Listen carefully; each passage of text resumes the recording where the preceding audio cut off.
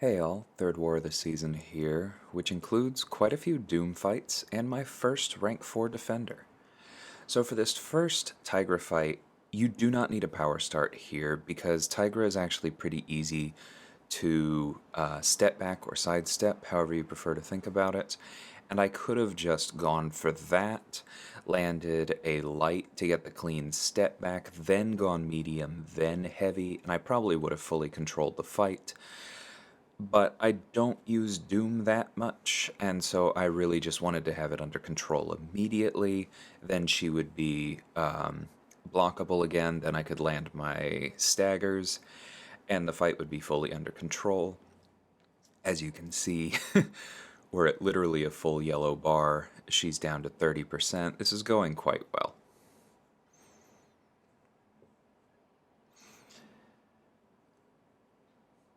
Yeah.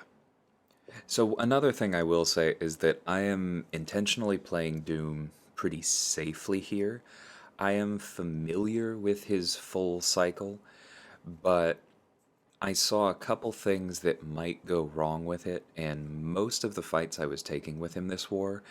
And so I'm just kind of playing safer, using more special ones, using the special threes when the opponent is not at, 3 bars of power or not at 2 bars of power, just taking it a little safe. So keep that in mind. This is not necessarily the Doom gameplay that I would recommend everywhere. Now with Killmonger, one thing that I do want to mention at the very start of this fight, I hit into his block to trigger reverb, and that's because almost anything else I could have done other than a step back light to hit him would have given him some power, and therefore I would have been taking some damage back. Hitting into his block makes sure that he has absolutely no power, and therefore that reverb is not a problem.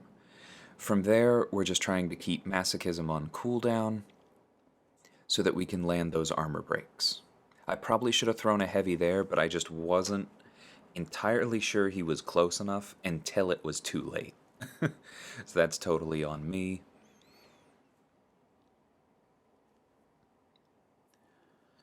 This fight is going significantly slower than it could. If you really stayed on top of this, went into your full Doom cycle, kept the Fury up, this is not a hard fight, but like I said, I was just being kind of careful, especially because I clearly should have thrown like one more hit before throwing the special 3, because that is not the ideal Doom cycle. Now I think we're just waiting out the reverb because I accidentally triggered it too high, taking a little bit of damage I didn't need to, but there we go. Masochism was on cooldown, we got our armor break again. We're going to push him a little further this time. I've said before a number of times, and I feel like this fight kind of proves it, Doctor Doom is just honestly overtuned. With all of the utility he has in his kit, with all of his incredible sustain and damage mitigation, he does not need to have the highest block proficiency or the highest base attack in the entire game. And it should probably not be that trivial to bypass a healing node with him when he doesn't really do anything to stop it. But this is the state we have him in, so I might as well use him. Overseer is a fairly clever placement here, because after he throws his special, he goes stun immune for a period, and that can make it more difficult to land heavy attacks, and then the heavies could get away from you.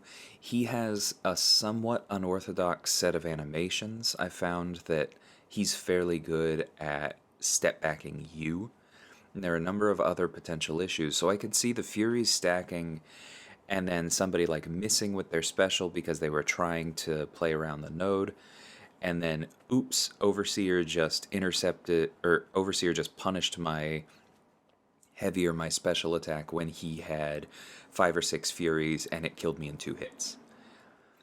But that right there is what we're doing to avoid this. It is possible to counter his special one with a heavy. That probably applies to most characters in the game, but Killmonger especially I tested and knew it worked. I also know that if I time it properly, I can actually trigger True Strike with that heavy. But notice that I think it's more important right away to get that true strike up so that I am not auto-blocked and parried, and so I just hit in normally with a medium after his first one. So one thing that I personally didn't account for in practicing the heavy counter so much for this fight is the fact that we're actually gaining a ton of power from him putting those debuffs on us when we throw our specials. And so I don't really need to worry about getting the power from landing the heavy. I was just able to build up to a special too, and yeah, Killmonger completely trivializes this. And this kind of goes to Overseer is an okay defender, but as somebody said yesterday, any defender that places debuffs on you that aren't actively killing you is at least a little bit worse because of it. And that was definitely true in that fight. So I've taken Doom on Power Snack before, but this is my first time taking a rank 4 6-star of any stripe, and Doom is of course a very significant defender. I mean, 13,000 attack in war is not that common. And 250,000 health is a fair bit to chunk through on somebody with his armor and crit resistance. However, I am still very confident that Reed really is the single best option for him. Mr. Negative is quite good, Void is quite good. Both of those become better if you use Reed's pre-fights. So I think it's better to just use Reed, because then Reed can stack them, and you have this. So coming up here, you'll see, even with only 2 debuff siphoners, I'm actually healing from that shock, even though he has 13,000 base attack. So we are sitting really pretty. Basically, the only damage we're going to be taking is, hopefully, block damage because of his block penetration. But we have already reversed his willpower. That's adding some nice extra here. We're about to stack this again, reverse the willpower further, increase our attack further. I'm feeling very safe at this point. I will point out, though, that this Doom has been turtling quite a bit and idling a fair amount, and I was not feeling super comfortable with landing all my parries just with the way he was doing these animations.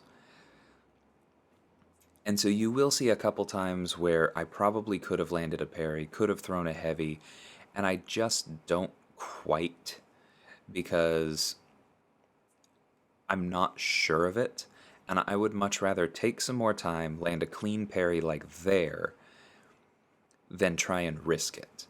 And just to go back to an old subject, this is one of the ways that Reed's buff helped him so much, because taking all that time to make sure I landed the clean parry was possible here, but before his buff, his debuffs lasted 3 seconds less, and therefore I might have lost them there. So just to say again, I was very surprised when they decided to buff Reed, but I am extremely grateful for it because it does make him that much stronger. Again, where we just refreshed the debuffs. And I could have thrown that special one earlier, and that would have refreshed them as well, so it's not like I was running out of options, but it's nice to have the extra duration. Now there, I intended to throw a special one, and I just forgot how high a sig my Reed is, and I underestimated the power gain. Because it absolutely would have been better to end that with a special one, and therefore get 2 more debuffs, 2 more pre-fights available. Thankfully, our war this time around did not hinge on me having a ton of pre-fights available. So it's acceptable, but just something that I would fix next time.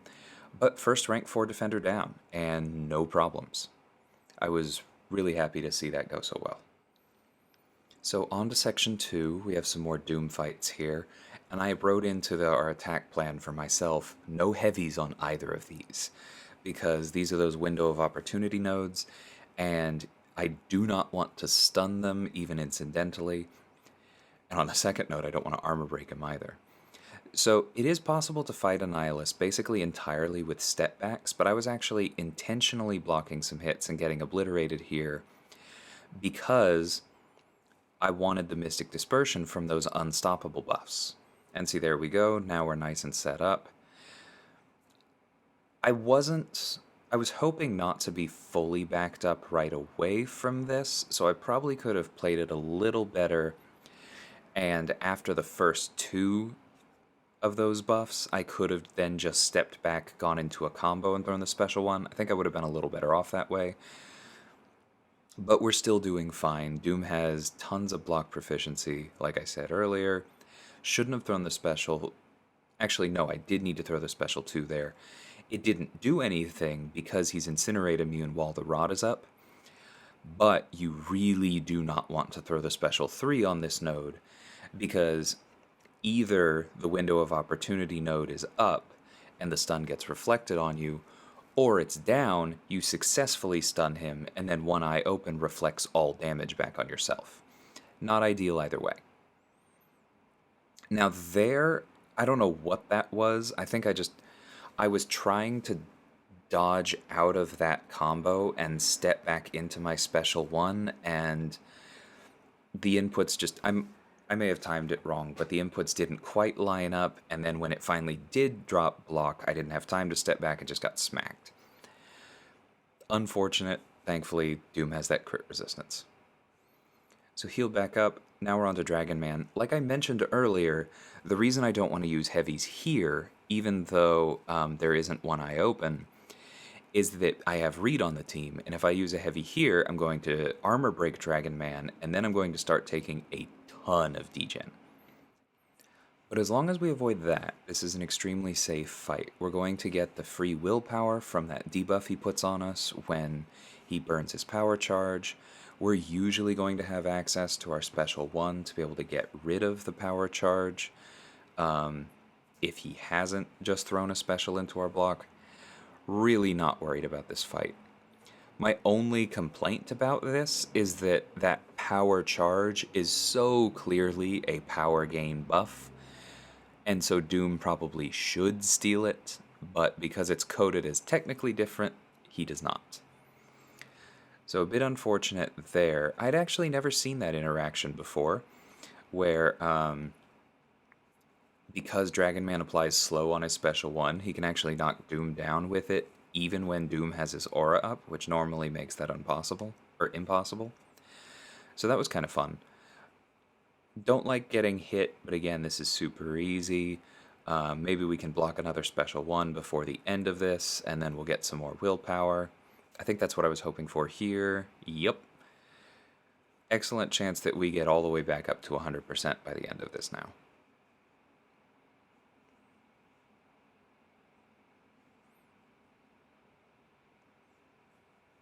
Very comfortable with Dragon Man Special 1 at this point because I'm used to using Tigra to counter it.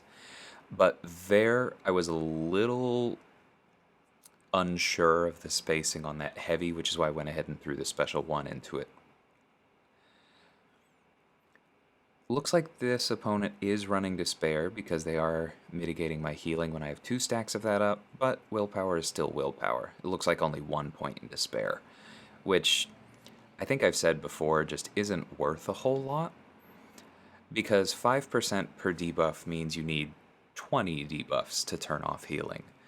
15% per debuff, which is what you get from the max rank, means you need 7, which is a pretty significant difference. Like I said, we are all the way, or almost all the way back up to 100. We intentionally block that last hit to get some more willpower. I think at this point, I was literally slow playing it. I could have finished the fight. I was just getting the healing, because I know I have one more Doom fight. And there, we block a hit. Well, we're going to finish this fight about 200 under our max. I think that's acceptable. So like I said, can't exactly do the usual Doom cycles on some of these nodes, but if you just remember how strong his special 1 is in terms of power control, and just hit the opponent until they die, he works just fine. So we're using Reed again for this Mojo. I took a variation, no, I think I took this exact node in off-season, so I was not worried. But basically, the one way that this fight goes wrong is that the prompts line up extremely poorly. You have basically no choice but to complete all 5 of them in a row, and then you get that hater buff on you and start taking a bunch of damage. Of course, a parry just failing out of the gate isn't great either. I really do think I had that one, but we know where the game is right now. So at this point, I'm not really worried.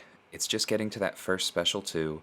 Now, although there's kinetic transference on this node, he's not gaining much there. If we complete any of his prompts or finish a buff, he's not gaining much there. He's down to 20%. He's already thrown 2 special 1s, which means we'll get the passive soon. There it is. And now we have the debuffs fully stacked, and so we're actually reversing any power gain he gets. See, there I actually do trigger a buff, but I think it's important to remember with Mojo that triggering a buff is not the death sentence. You can't trigger a buff during his anti-life field, and so before when I've taken him, I've actually triggered a buff, or I've triggered Dex during his anti-life field and waited for it to go away to hit in, which creates a new one that ends. You can get around it with that. In that case, I just hadn't triggered the anti-life field because I was getting pretty lucky with prompts, and so he just hit right back into him, and down he went. So Ragthor has been buffed, but he's actually easier to fight now on defense, and we'll see that a couple times. Because it used to be that you needed to knock him down to turn off his power gain, which meant that champions with long specials, like, Apocalypse, or really even Doom, especially Doom Special 2, could potentially get in some hot water for throwing it into him when he had too much power, because he would just, be gaining power for the entire duration of the special until you were done, even if you threw it at the right time. Now you just need to hit him once. I mean, the special 3 gets by that a bit anyway, but it basically just means that as long as I have any power when he goes over that, we're in good shape.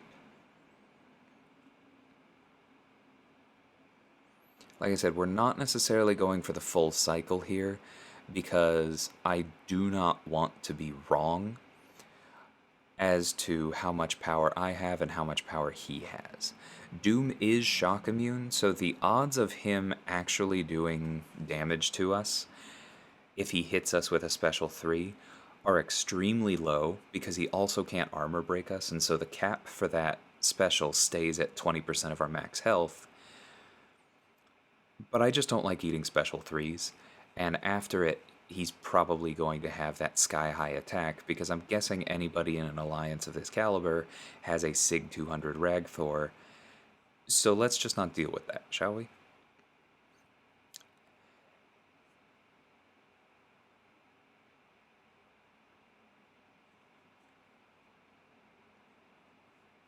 But you can see that this is an incredibly easy fight for Doom. Even with our Fury up, we barely procced Rage. Doom has an incredibly high base attack, yes, but he also has a low crit chance. And so for an opponent like this, who has a relatively high health pool, and because it's the Miniboss and they boost their health even further, this is a fairly trivial node. Down it goes. So I hope you guys found this interesting, especially the fact that rank 4s are interesting, and they are definitely going to matter on defense, but for some reason Kabam doesn't seem to want to make the differences between different ranks matter that much. And so it really didn't feel much different than a rank 3 fight. It was kind of like the difference of just, oh, I used a small boost instead of a medium or large one. I'm not really sure what they're thinking there, because you'd think that the rank 4s would be at least as significant as the rank 3s over rank 2s, because they know that a lot of us don't really feel a strong incentive to get rank 3s because we don't need them in story content, and even in war we sometimes can get by without them. So having there be an even smaller difference between rank 3s and rank 4s seems like it's kind of a small incentive Again, not really sure what they're going for there. I would think that they would be trying to sell us on those tier 3 basic and alpha cats a little harder by making it feel like it matters a bit more. Either way, nice to know that my rank 3 attackers are not going to feel irrelevant against rank 4s, and I hope you guys enjoyed the Doom gameplay. Like I said, I know these fights were not like the flashiest, highest level Doom stuff. I do not necessarily consider myself a master with him, even when the node and matchups favor that kind of gameplay. But hopefully, you understood why I was taking it a little more slowly and carefully here, and found that helpful for your own fights. So, unfortunately, we did lose this war. Made in Brazil is a very good alliance, and I believe they died only 4 times total. We had a pretty good war ourselves. I think our final total was 6 deaths, but this just happens sometimes. In the higher tiers of war, sometimes you have a decent war and your opponent has a legitimately good war, and that's that. Our deaths were kind of frustrating. I think all of the hard fights that we were concerned with got clean solos, and the deaths were kind of to just flukes, people who don't usually die, especially not there. It was one of those days, but congratulations to Made in Brazil. Any victory with only 4 deaths is absolutely an earned one, and hopefully we can get a little bit more into our groove next week. Till then, take care.